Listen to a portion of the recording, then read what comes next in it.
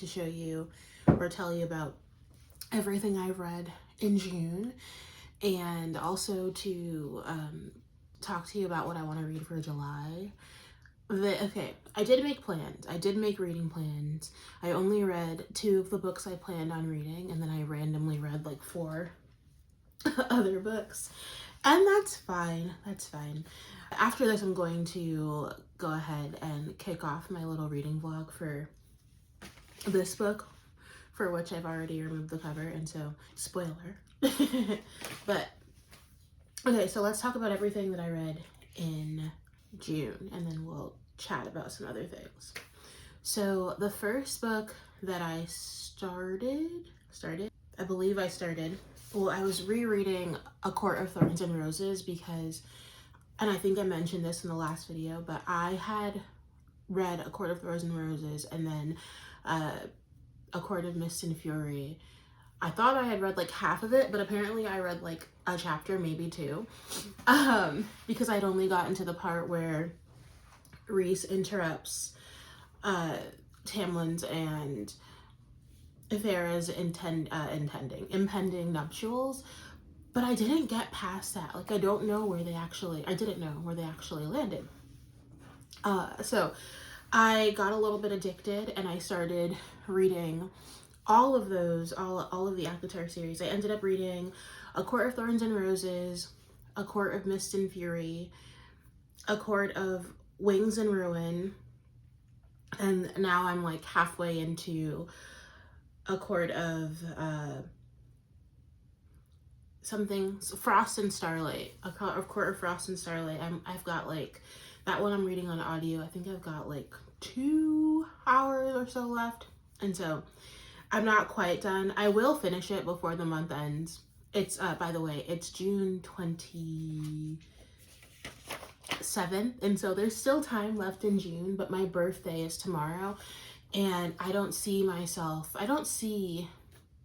for myself this weekend, like recording a video and then editing it and uploading it, and so I'm gonna just do it now. And this is also really late because I take a really long time to get moving. I just do. But that's fine. That's fine. So I'm going to go ahead and finish A Court of Wings and Ruin. Nope, Frost and Starlight. And I'm going to finish it before the month ends. I'll update you. But those are what I read. I also read, and I think this is the first book I finished in June, and this is This Could Be Forever by Ebony Liddell, and I already kind of talked about it. I don't have too much to say.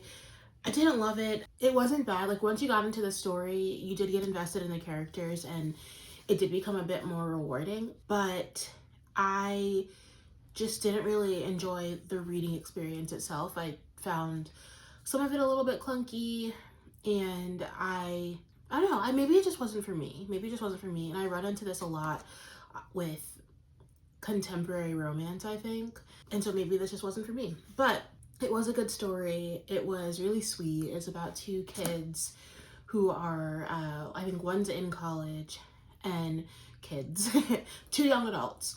One's in college, and then the other she's doing an early start program to where she like checks it out, and I don't know, but they're having a little romance. There is some random stuff happening because they're of different ethnic backgrounds, and so like stuff gets a little hairy, and yeah, it gets a little hairy, traditions and all that kind of stuff be damned, essentially. But it's really sweet, and one of the things that I did like about the book is that it talks about how it doesn't have to be, like, we don't have to get married for us to enjoy our time together, but we want the ability to choose that for ourselves. I feel like it was that kind of vibe. I kind of think that it would feel really good to unhaul it because I'm never going to read it again, but it is signed. It is signed somewhere. This is that. Okay, wait. Let's talk about how I put the book on. I put it on backwards, and so I'm flipping thinking this is the beginning of the book. And really, it's upside down. So, but if I were to flip it over, it is signed somewhere because I remember I was there. And it's personalized. It's personalized. It's personalized. So I am going to keep it. I won't reread it, but I will loan it out to my sisters, and I'm sure they'll have a time with it.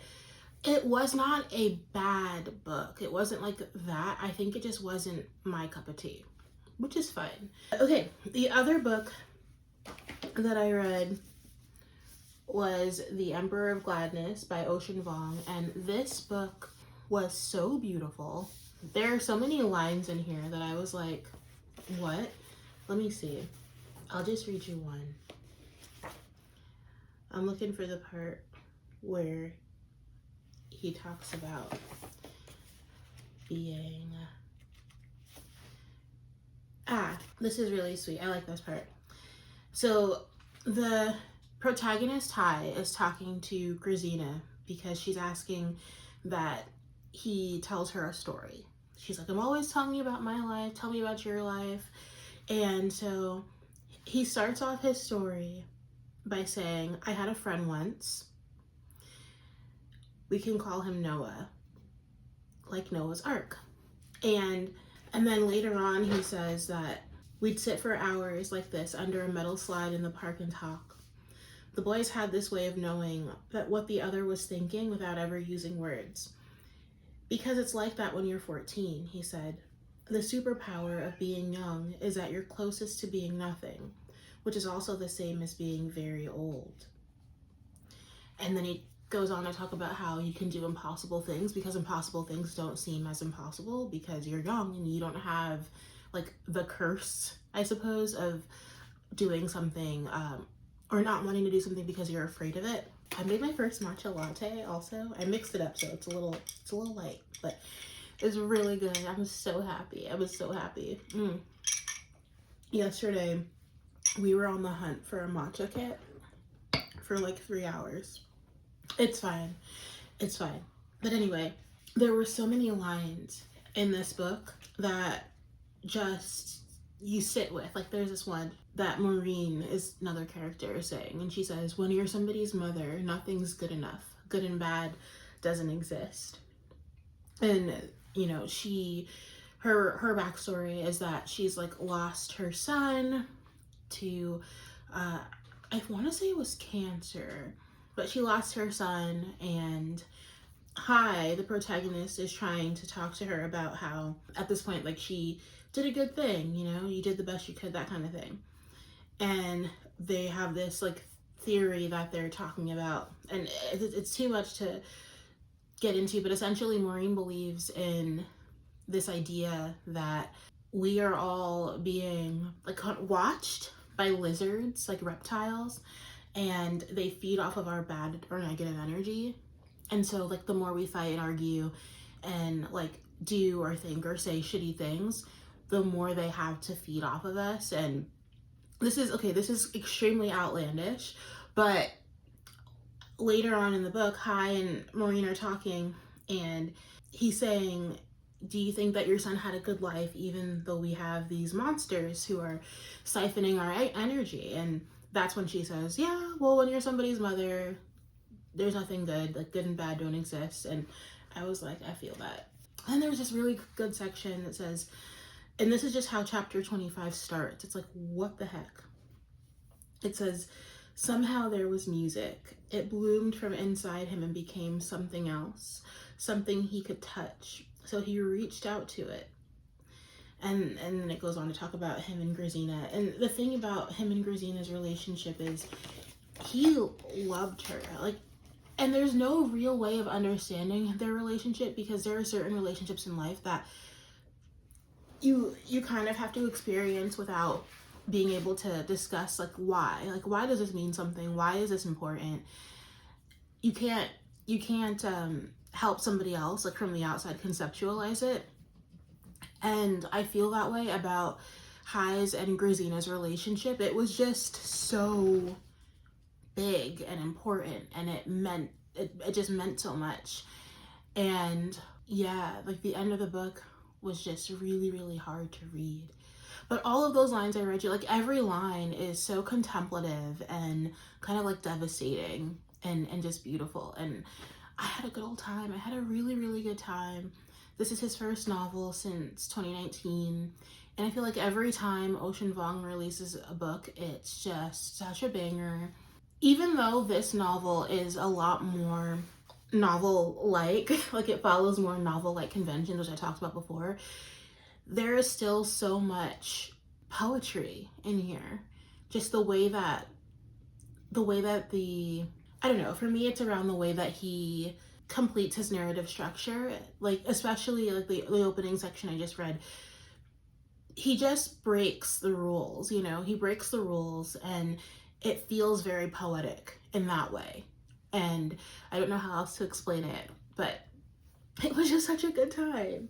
So it took me forever to read The Emperor of Gladness because I was super focused on ACOTAR randomly. Like, I just got so invested. After I read A Court of Mist and Fury, for real, I just got so invested in the world, and I was like, oh, this is why everybody was freaking out. And I like realizing also how like silly I felt for loving Tamlin so much and not despising Rhys, but definitely not liking him very much and being like, he's just, you know, kind of a mean person, and like, why is he so weird and manipulative and like creepy, and who does he think he is? Like, Farrah doesn't belong to him, when really Tamlin was the one who was like, Farrah belongs to me, she's mine to protect, and yada yada yada.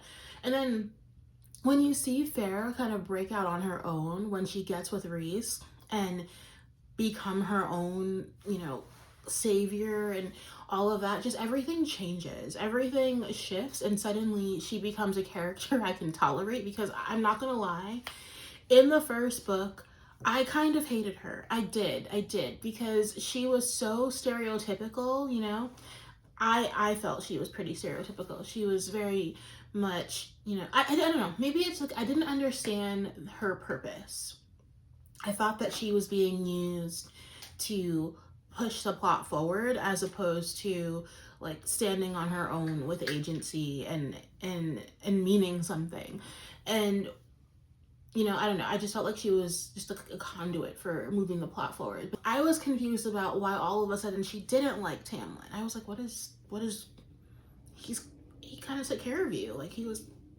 But then I understand that like we had to be set up a little bit for when she jumped over to Rhys and got into it. And honestly, I like hers and Rhys's love story so much, but I did really like Tamlin and her love story initially.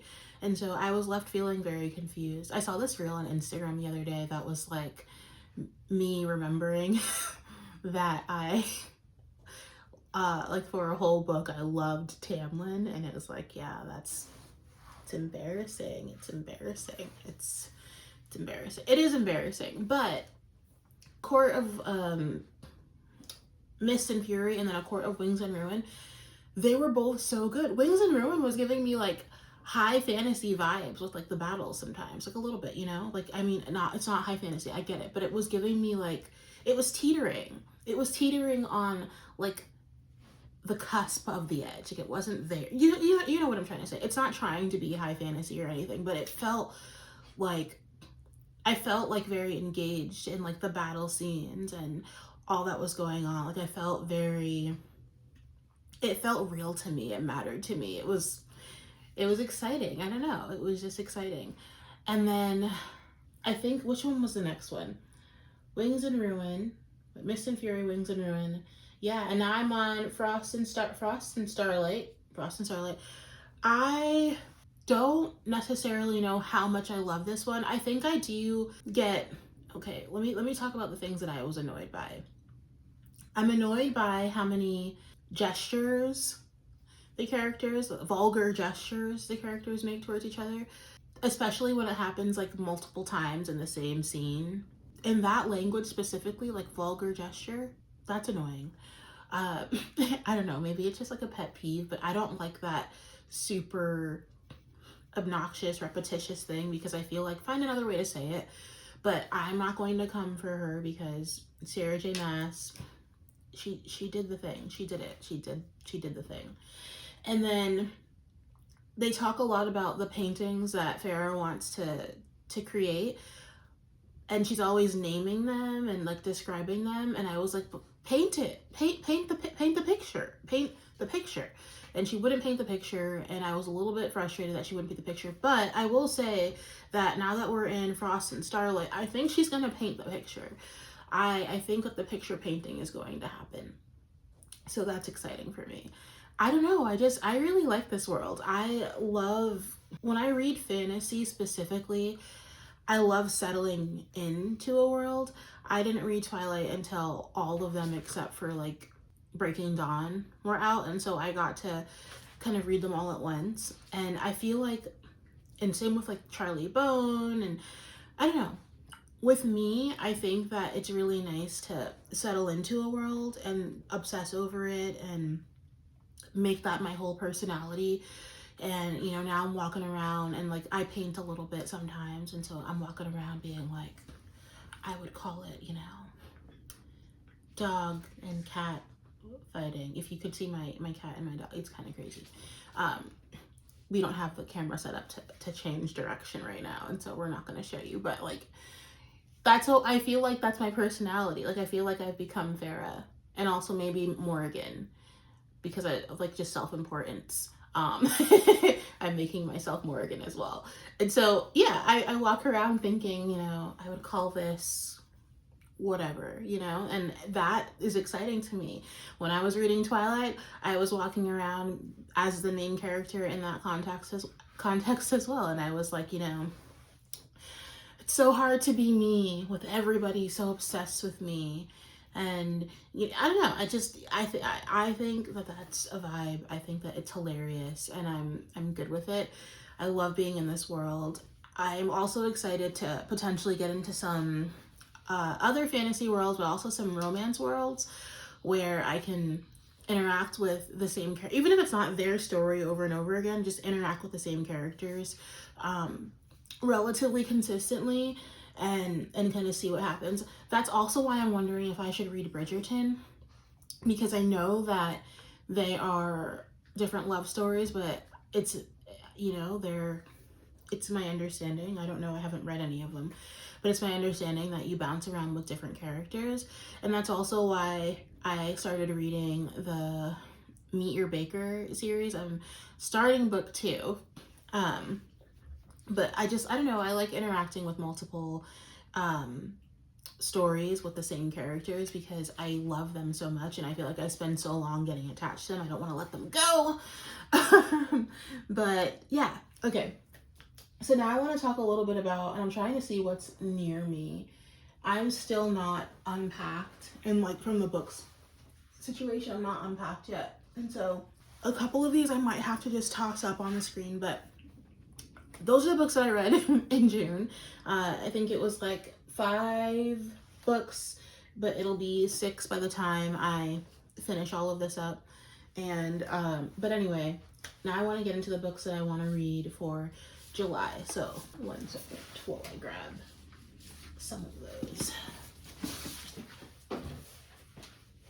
I guess I could like,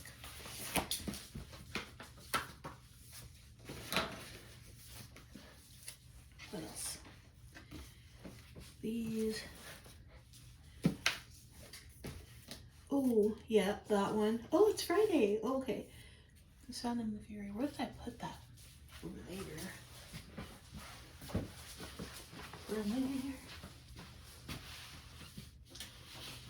Was I gonna try and read The Nightingale? This is a lot of books.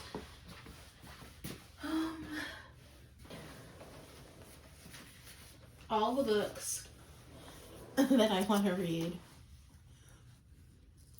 in July. And then there's, hang on, let me just, whoop, for the thumbnail, you know. And I'll probably add like 2 more little pictures because I'm going to a book event tonight that I forgot about. Okay. Okay, cool. So these are all the books that I want to read this July. I've already mentioned these in previous videos, but I am determined in July to get into it because I think I'm kind of moving towards a romance mood. And you know what? There is a particular way I should talk about this because that one event is for the romance. So we'll do like this. Okay. Okay, so The Sound and the Fury I already started, and so I would like to keep, I'm not that much into it, but I'm a little ways into it. Maybe, how many pages?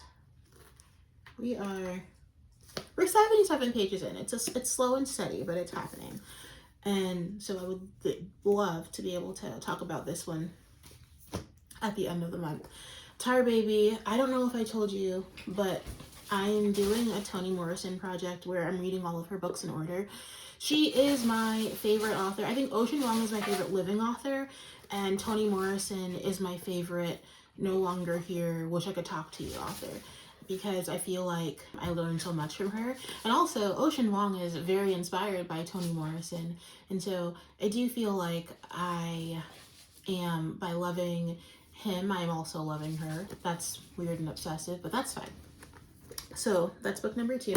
And then I want to read, and I picked this up last month because I was excited, The Nightingale. I actually watched all of Firefly Lane in like a few days, maybe a week, a few weeks back, and it put me into a place of sadness that actually I enjoyed being in. Like I cared about everybody, and then I was just devastated, and it was a beautiful experience. And those are the kinds of experiences I like to have, if you can't tell by the Ocean Vuong book I just finished. And so I'm excited to get back into that. I'm very excited. So I do really want to read this month. And here are, okay, and then this one. I've already started this one. Oopsie, that's why the cover is like slipping off. I've already started this one. This is Bury Our Bones in the Midnight Soil. I've never read a V.E. Schwab, but this one came out and everybody was freaking out, and it was so pretty. And also it's signed, and I walked into Barnes & Noble and I was like, well, if you're gonna call me out like that, like let me just come and get you. And so I went and I got it. But I started this one, only a couple pages in. So this is kind of my focus read right now. I'm gonna do a vlog just for this book because it's chunky, and I think that I would enjoy for my first V.E. Schwab, just like documenting it. And I'm learning also, the reason that I'm doing this, all of this like YouTube stuff, is that it's helping me remember the plots for a lot of these books. And I am somebody who kind of struggles a little bit in the memory department, and I'm trying to give myself tools to kind of overcome that. And I've noticed that talking about the books in, you know, in kind of like a full-fledged way, not just like talking at the people around me where I'm like, I read this book, let me tell you, and I just kind of go off on a tangent, but like being able to do that and not kind of feel bad about it, not have a complex about it is really, really nice. And so I really would like to do a deep dive into this one. I might do that for The Nightingale as well. Maybe I'll do them together. Maybe that's what I'll do. I don't know yet. We'll see. And then these are the last books that I want to get to this month. The reason that I am determined to read these this month and potentially have a vlog for the end of July, or maybe early August, we'll see, is because now I have a real reason to. Like, these are relatively new. I don't know if Sailor Remember Me is new. I know that Great Big BBL is relatively new, but ooh, that's pretty inside. You can see I haven't even opened this. Okay, yeah. These are both really new. Like, they're only a couple months old. But Catherine Center is having an event for her book, The Love Haters. She's having an event for it today, June 27th, out in Houston, and I'm really excited to go and kind of experience that event. I think it's going to be a good time, and I think that that should be a great kickoff for these, like a romance novel reading vlog or video or whatever it's going to be. I don't know what it'll be, but that's something that I want to do. And so I'm excited to kind of go to the event today, obviously, but also start reading these romance novels. I think I'll start with hers, and then, well, maybe we'll just read them in reverse order of when they came out. Because when did BBL come out? Sailor Remember Me was April. BBL was, I see the year. Where's the month? I could also look this up, but I don't wanna. Why are we making this hard? We could just look it up. Let's look it up. April. They were both published in April, and so we'll have to flip a coin and see. Why did I do that? We'll have to flip a coin to see which one we're going to read first. But I think I will start with the Catherine Center book just because I want to go in reverse chronological order, because I think I'll be excited once I go to the event. I've also never read a Catherine Center, but Haley Pham talks about her a good amount. She's talked about her a few times, and Haley Pham reads a decent amount of romance, a lot of romance actually, and so I think that I would like her. Also, Catherine Center is from Houston, and I currently live in Houston, and so, you know, maybe it's like a little bit serendipitous. I don't know if it is. Maybe it is. So yeah, I am kind of excited to go to that event and do a romance reading situation. I think it's going to be a chatty vlog where I just like read and talk about what I'm reading. And so I think I'll have to be recording that at the same time that I'm recording the vlog for this one. And then I think I'll let this be a standalone vlog and not read it with the Nightingale, because I think I'll be overwhelmed to try and record 2 reading vlogs at the same time when I am but a babe and have never really done this before. I am going to give myself honorary mentions for the July TBR just because I really do want to read Legendborn. Ignore the fact that there is no sleeve on this one. I moved recently and I had the sleeve tucked away into a box neatly so that I wouldn't tear it, because I'd already started reading Legendborn. I think I was like 50 or 60 pages in, something like that. And I haven't opened all my boxes yet and I don't know where it is, but because I haven't been actively reaching for it, I put it back with, you know, with its family. But I do really want to read it, but I like realistically it's unlikely I'll get to it until August. But that might be cool because in the first book she's kind of on a college campus, and so maybe it'll, like, you know, and college starts in August, maybe it'll give me those vibes. That's likely what I'll do. But yeah, so that's everything I read in June. So I think I read a total of 5 books in June. Likely by the time I update you next, I will have, it would have been 6 books. It's probably going to be 6 books. It's not a ton of reading for me, but it's more reading than I've done lately. And so I am proud of myself for really starting this channel, because that was kind of my conduit for getting back into this. I think I told you before, but I got married in May, and so April and May I didn't really read at all. Like I read very, very little. And so I think I had started recording that channel, or this I started recording for this channel my that initial book tag that I used from Carrie Can Read back, I think it was like end of April, maybe April 27th, 28th, something like that. No, sorry, March 27th to 28th. And then randomly I was about to get married and everything was just too busy. And then I spent 2 weeks in another country on my honeymoon, and then I got back and then I had to move back to my home that's still disorderly, and it's just been one thing after another. This is the first moment, this month is the first moment that even though I'm still living in pure chaos, I've gotten to breathe. And I am really, really excited to be doing this channel. I'm really excited to be, you know, filling my little library even more. I'm recording from a different section. Normally I'm over there, but I'm over here today because almost everything that I'm planning to read is on this side and I want to just be able to grab it. But ooh, that's my printer. Don't look at that. Don't look at that. You didn't see that. It's ugly, but it's fine. Sip. Anyway, I'm really happy to be here and to be doing something that I really care about. And I'm hoping that, number one, this helps me to remember the plot lines for the books that I'm constantly reading.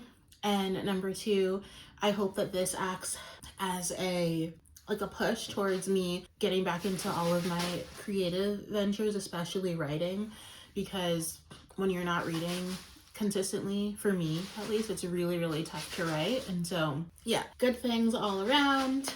And I don't know, that's really it. So I will edit this now and I will kick off this guy real fast, and I'll see you in the next one.